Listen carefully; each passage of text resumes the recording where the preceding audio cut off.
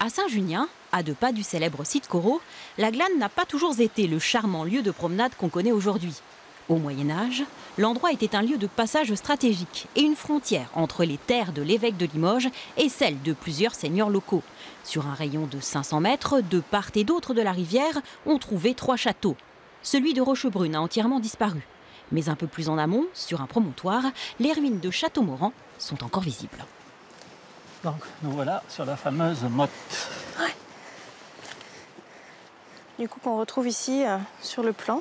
Il était l'enjeu des seigneurs locaux qui se positionnaient par rapport à cet édifice qui avait un droit de guet et il avait un droit de justice sur tout un territoire autour. Des fouilles réalisées dans les années 80 et en 2006 ont permis d'en savoir un peu plus sur cette plateforme entre le XIe et XIVe siècle.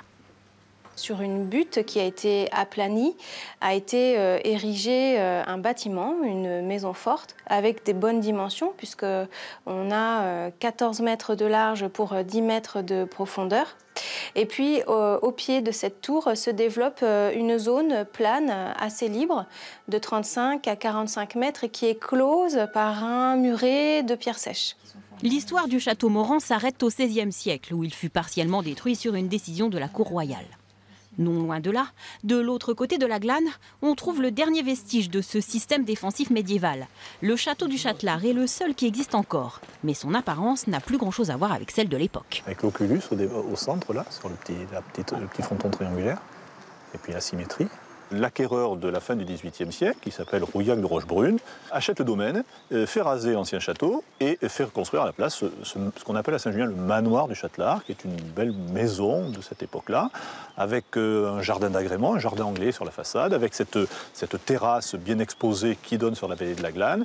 Aux archives départementales, on trouve les seules traces de l'ancien édifice, 2 documents datés de 1694 et 1763. Ces actes notariés, ils sont rédigés pour plusieurs raisons. Ici, c'est pour faire un inventaire complet du domaine du Châtelard, qui était un domaine qui était très très vaste. Et ça peut concerner aussi des contrats de mariage. Ça peut concerner aussi les achats de parcelles, vente de parcelles. Vendu à une riche famille saint-juniote qui le conserva pendant près d'un siècle, le manoir fut acquis par la commune en 1934. Tour à tour, école des cadres, ce qui lui vaudra une visite du maréchal Pétain en 1941, dortoir d'un centre de formation et auberge de jeunesse. Depuis 1968, le Châtelard est le centre aéré municipal de Saint-Junien.